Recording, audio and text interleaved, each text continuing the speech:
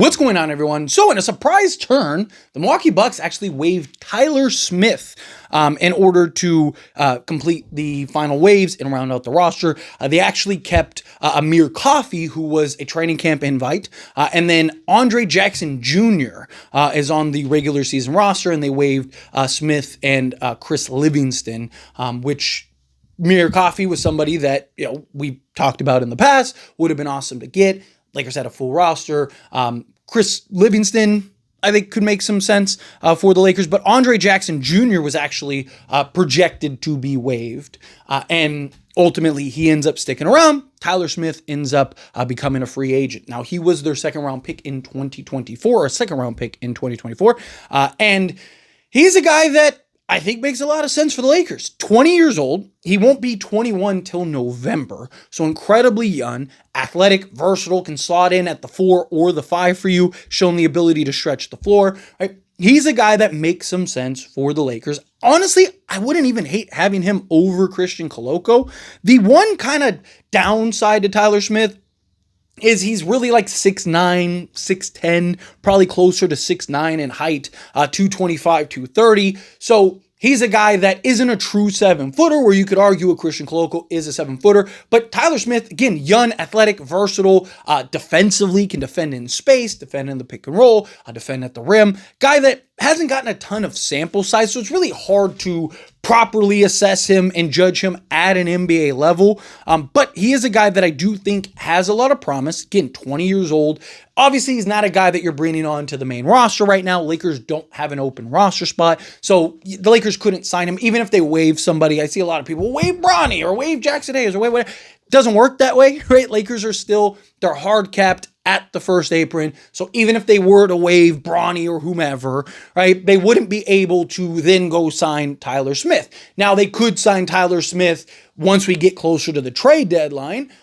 You could bring him in on a 2-way contract if you wanted to do that. Like I said, get rid of a Christian Koloko, or do you get rid of a Chris Menon, right? And you could bring in Tyler Smith on a 2-way contract, or you could bring him on to the G League team and let him kind of develop this year in the G League, bring him up maybe next season on a 2-way. He'd still only be 21, going to be 22 years old, and then maybe make the move into the main roster. Or again, if, say Jackson Hayes leaves, or you have like that 14th spot that needs to be filled when all is said and done, maybe you look to bring up a Tyler Smith to just be that third big, just be that body, kind of break glass in case of emergency, better to have and not need him than need him and not have him type situation, where, he gets some run, he gets some reps here and there, guy gets the night off, slot in at the 4, slot in at the 5, again, give you some of that versatility. He did shoot with Milwaukee 43.3% from three-point range on 1.3 attempts. So again, small sample size,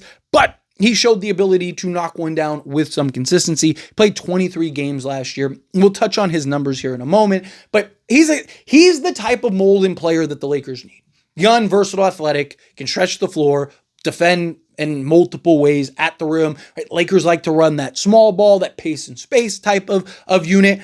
Guy like a Tyler Smith could give you that production, right? He's the guy that you could slot in a small ball 5, put whatever, Rui or whomever around him and just kind of run and gun, let him run the floor. He could be that lob threat for you. He could be that versatile defensive piece for you. He's a guy that I think just makes a lot of sense for the Lakers as far as just like the youth process, right? Lakers have talked very heavily about how they want to be a team that grows and develops guys. They want to be a team that, has that kind of cycle from, G League to 2-way to, the farm system. Kind of guys end up fading out, new guys fade in, and you just kind of have that cycle. And you need that young talent, especially with the new CBA and some of the restrictions in that regard, right? Bringing in a guy like a Tyler Smith, who is going to be dirt cheap, probably a couple seasons. You could probably even sign him dirt cheap. Probably give him, 4 years at, $8 million or something like that. Maybe give him a player option just for that. If you don't have to give a player option, don't give a player option.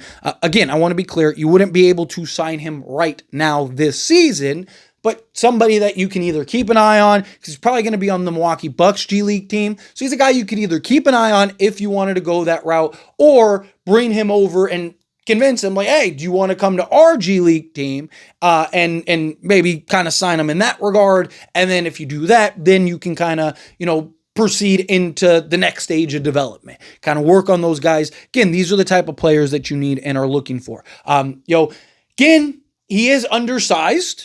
That's something to kind of keep in mind. That 6'9" versatile center is something that is concerning at times. But a couple things, right? One, he is a good rebounder. He's got a 7'1" wingspan, good defensive player, right? And a guy that has shown the ability to spread the floor. Small sample sizes. I want to be clear on that and fair on that. So it's hard to properly go like, hey, this guy can project to be a star or anything like that. He's a guy that I think can, at worst be a rotation player, right? He's a guy that I think at worst, if he's your 13th, 14th guy on the roster, I think you'd be okay, right? I don't think he's a guy that you'd be like, oh no, like why did we sign him? But get into his stats here a little bit, right? Because that's what I want to dive into. Last season for the Milwaukee Bucks, he played primarily power forward, 23 minutes per game, 23 games, 5.3 minutes per game. He took 2.2 field goal attempts. So again, small sample size, hard to properly judge him in that regard, but 48% from the field.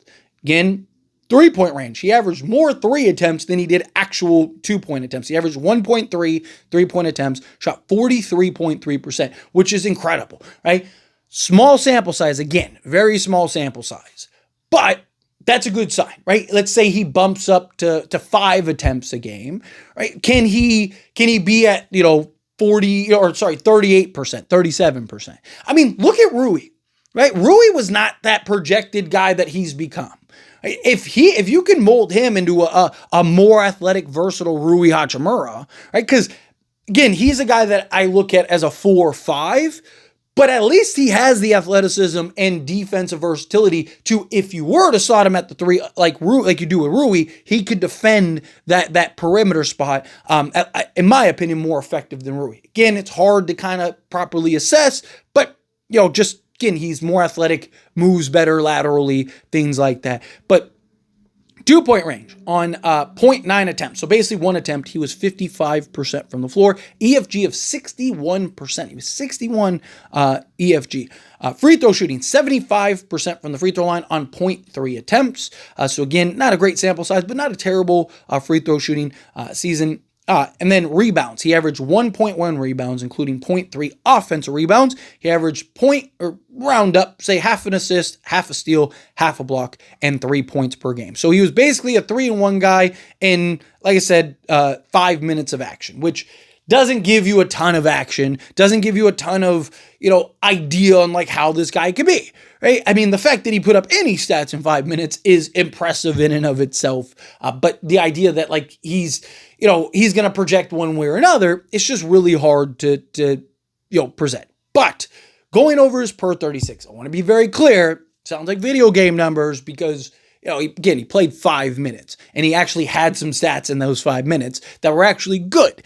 But per 36, it doesn't tell you everything. It doesn't give you the full picture, but it kind of gives you an idea of like a range he could be in if he was 30 minutes per game. And, kind of that best case scenario upside potential type. And so going over his per 36, he would be 20 points, 8 rebounds, 1.5 assists, a steal, and 1.5 blocks per game. So basically a 20-and-8 guy with 1.5 assists, a steal, a full steal, and 1.5 blocks. Now, again, I don't necessarily think he's going to be, Giannis out there, but I could see him. Could he be in that, like, I don't know, at his peak? Could he be like where Rui's at? Say 13 points per game, especially if he's shooting the 3-ball well, but gives you a steal and a block per game, right? So, like, you get the defensive stats from him. So, if he could be a, say, let's say 13-and-6 guy, at the power forward spot, slot alongside of DeAndre Ayton long term, right? Let's say best case scenario,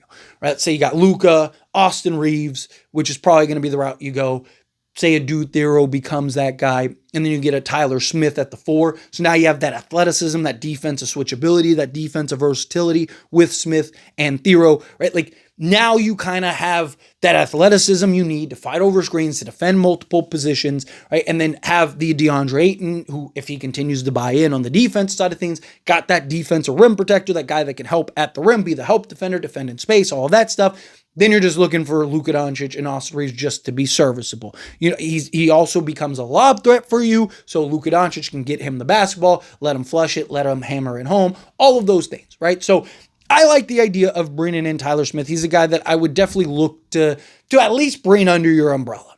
Right? If it doesn't work out, it doesn't work out. If he's a guy that you're just kind of like, you know what, he just, the undersized thing or whatever just doesn't work out, then fine. It doesn't work out, but it doesn't hurt to at least acquire and bring somebody like him in. He's a guy that, again, if he can continue to show the ability to stretch the floor, slots him beautifully at the 4 spot, gives you some athleticism out on the perimeter. If you can kind of turn him into an Aaron Gordon type player. Aaron Gordon just became ideal for Denver, but him buying in, he's so young, right? He's younger than your draft pick in Adu Thero, right? Like, literally, he's younger than Bronny, who just turned 21. So talk about a guy that is incredibly young, incredibly talented, guy that gives you and checks off pretty much all the boxes you're looking for. I would give him a chance if you could. But anyway, as always, this is a discussion. I pass question you. Let me know your thoughts and opinions down in the comments. That being said, if you haven't liked this video, hit that like button. Helps me a lot. So we enjoy these types of videos, and I truly appreciate it. Not subscribe channel, hit that subscribe button, turn on the bell notifications. Appreciate y'all. See you in the next one. Thank you.